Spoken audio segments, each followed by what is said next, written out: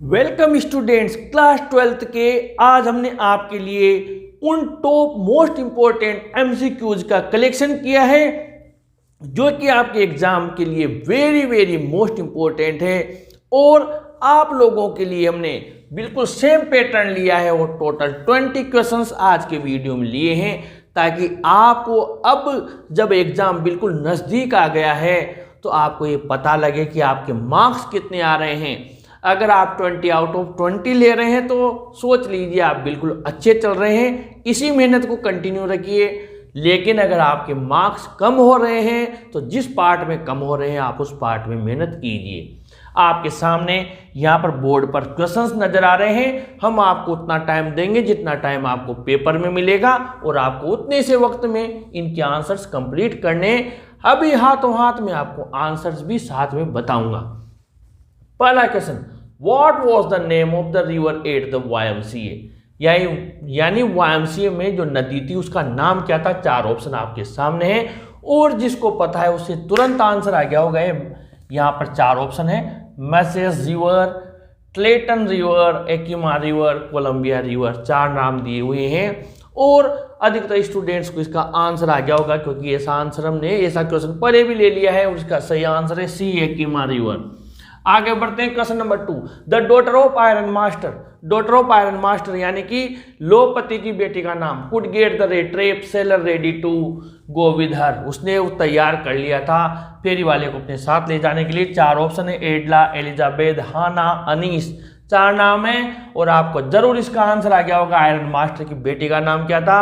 अपना आंसर जरूर टिक करें और अपना इसको लास्ट में जरूर मैच करें। अधिकतर स्टूडेंट्स को इसका आंसर आ गया, इसका आंसर है ए, एडला। आगे बढ़ते हैं question number 3, chief commercial crop at Champaran was. यानी कि चंपारण में जो मुख्य वाणिज्यिक फसल थी उसका नाम। चार ऑप्शन है आपके सामने, वीट, इंडिगो, राइस, टी। कौन सी मुख्य वहां पर फसल थी, वाणिज्यिक फसल। अधिकतर स्टूडेंट्स को इसका भी आंसर आ गया होगा। जो मेहनत कर रहे हैं, कंटिन्यू टेस्ट दे रहे हैं, उन्हें पता है और आपको पता है ये चैप्टर का नाम इंडिगो है। पूरा चैप्टर ही इंडिगो पर है तो इसका आंसर भी इंडिगो आएगा, बी। आगे बढ़ते हैं question number 4, what topic did mister Hemal teach that day after grammar. Grammar के बाद में आपके द लास्ट लेसन चैप्टर से लिया है। मिस्टर हेमल ने कौन सा टॉपिक पढ़ाया था, मोस्ट इंपॉर्टेंट है, कई बार रिपीट हुआ है और यहाँ भी ये शायद सेकंड और थर्ड बार मैंने आपको दिया है। अधिकतर बच्चे जो पहले से टेस्ट दे रहे हैं उन्हें जरूर आंसर आ गया होगा और ये आंसर है इसका सही, ए, राइटिंग पार्ट। इसके बाद में ए के बाद में हम आगे बढ़ते हैं क्वेश्चन नंबर 5, सर्वाइवल इन सीमापुरी मीन्स। यानी कि जीवित रहने का जो साधन है सीमापुरी में उसका अर्थ है making bangles, rag picking, both A and B. यानी दोनों कार्य या फिर डी, नन, इनमें से कोई नहीं। आपके सामने सीमापुरी में जीवन यापन का, जिंदा रहने का एकमात्र साधन है और सब बच्चों को पता है। इसका सही आंसर है बी, रैग पिकिंग। आगे बढ़ते हैं question number 6, who defeated France. France को किसने पराजित किया था। मिस्टर हेमल ने, फ्रेंच ने, हिटलर ने, बिस्मार्क ने। ये काफी अंदर से पूछा हुआ क्वेश्चन है, इंटरनल क्वेश्चन है और ये भी आपको आना जरूरी है। ये हम अलग अलग गाइड्स और डेस्क वर्क्स और अलग अलग आपके बुक्स और नेट से कलेक्ट करके ये क्वेश्चंस आपके लिए ला रहे हैं, इसलिए इन्हें आप जरूर से सोल्व करें। मोस्ट इंपॉर्टेंट है। फ्रांस को किसने हराया था और इसका सही आंसर है डी, बिस्मार्क। आगे बढ़ते हैं question number 7, the poet saw the children. जो ये आपके माय मदर 866 पॉइंट से लिया है। जो कवि थी उसने बच्चों को देखा, sleeping, playing, weeping, moving out. चार है, स्लीपिंग, प्लेइंग, खेलते हुए, सोते हुए, वीपिंग, रोते हुए, मूविंग आउट। चार है ए, बी, सी, डी में से और इसका सही आंसर अधिकतर स्टूडेंट्स को आ गया और ये है डी, मूविंग आउट। आगे बढ़ते हैं question number 8, what does the poet mean by mighty dad. यानी कि माइटी डैड से कवि का क्या तात्पर्य है। Powerful ancestors, powerful persons, great person, nobody. चार ऑप्शन आपके सामने है, माइटी डैड से क्या तात्पर्य है कवि का और इसका सही आंसर है ए, पावरफुल एंसेस्टर्स यानी कि शक्तिशाली पूर्वज। Question number 9, aunt Jennifer made her tiger own. चाची जेनिफर ने उसके बाग बनाए हैं, वॉल्स, पैनल्स, बुक्स, रूफ। किसके ऊपर? 4 ऑप्शन आपके सामने, वॉल्स, पैनल्स, बुक्स, रूफ। और इसका सही आंसर है अधिकतर बच्चों का क्या, और वो है पैनल, बी। यानी इसका जो आपके आंसर आएगा B, panels. 10 therefore on every blank space are we reading. अभी आपके एक पोएम है, उस पोएम में से ये एक लाइन ली है। अब आपको ये पता लगाना है, इससे क्वेश्चन आपको दिया जाएगा, मैं पहले भी बता रहा हूं। उस लाइन को आप जरूर से पढ़ें, पूरी पोएम को पढ़ें। क्वेश्चन भी पूछा जा सकता है, लाइन से वर्ड भी पूछा जा सकता है। और आप देख लीजिए ये लाइन दी हुई है, 4 ऑप्शन आपके सामने हैं। और जिसने भी ये पोएम पढ़ी हुई है, जो अपने वीडियो देखे हैं ट्रांसलेशन वाले, उनको ये जरूर आ गया होगा। और इसका सही आंसर है B, on every morrow, B वाला। अब आगे बढ़ते हैं क्वेश्चन नंबर 11 की तरफ। क्वेश्चन नंबर आपके 11 है, to what does the poet not compare stillness. यानी कि कवि स्टिलनेस यानी बिल्कुल स्थिरता, शांति से तुलना किसकी नहीं करता है। 4 ऑप्शन है, एक्टिविटी, इनएक्टिविटी, टोटल इनएक्टिविटी और पैसिविटी। 4 ऑप्शन है, आपको एक ऑप्शन का चुनाव करना है। कवि स्टिलनेस यानी बिल्कुल शांति की तुलना किससे नहीं करता है? द पोइट डज नॉट, नहीं करता है। और आपके सामने है, और वो है सी, टोटल इनएक्टिविटी। आगे बढ़ते हैं question number 12। Where did Douglas find himself after he was saved. वो जब बचा लिया गया था YMCA पूल से, तो वो कहाँ उसने अपने आप को पाया था? 4 ऑप्शन आपके सामने हैं, near the pool, in the pool, in the hospital, in home. वो कहाँ था? और आपके सामने 4 ऑप्शन है, कहाँ पाया उसने अपने आप को? क्या वो घर में आराम कर रहा था, घर ले गए थे उसे, हॉस्पिटल ले जाया गया उसे, इन द पूल वो तालाब में पड़ा हुआ था, तालाब के पास में पड़ा हुआ था, कहाँ था? और इसका सही आंसर है ए, नियर द पूल। इसके बाद में हम आगे बढ़ते हैं अब आपके ग्रामर पार्ट में। Parents push forward the children they have talent. इसको कंबाइन करना है, आपको हु से कनेक्ट करना है। तुरंत बना दीजिए कुछ सेकंड्स में। इतनी ज़्यादा प्रैक्टिस हो गई है अब इन चीज़ों की, मुझे लगता है हर स्टूडेंट समझ गया होगा मेरा कि इनको कैसे हमें कंबाइन करना है। और ये 8 मार्क्स ग्रामर के पक्के आपके आने जा रहे हैं। आइए इसको तुरंत कनेक्ट कर दीजिए, तुरंत बना दीजिए हु से कनेक्ट करके। और इसका जो सही आंसर है, मैंने कहा जहां पर नाउन है और जहां उसका प्रोनाउन आया है, बस उसी जगह ही हम रिलेटिव प्रोनाउन लगा देंगे। आइए समझ लेते हैं। Parents push forward the children. माता पिता उन बच्चों को आगे बढ़ाते हैं, किनको? जिनमें टैलेंट होता है। यानी कि ये दे है, ये टेगा ये चिल्ड्रन के लिए आया है, तो ये दे हम हटाएंगे और यहाँ क्या लगा देंगे? हु लगा देंगे। Parents push forward the children who have talent. अब ये यहाँ पर नाउन यही है, तो ये यहीं कनेक्ट हो गया। आगे बढ़ते हैं question number 14। People vote out the leader they find him unprogressive. Whom से कनेक्ट करना है। People vote out the leader they find him unprogressive. आप तुरंत इसको बना दीजिए, आपके सामने है कौन सी चीज हटेगी आपको पता है, मैंने समझा दिया। नाउन और प्रोनाउन, प्रोनाउन हट जाता है, रिलेटिव प्रोनाउन लग जाता है, सेंटेंस उस नाउन के पास चला जाता है।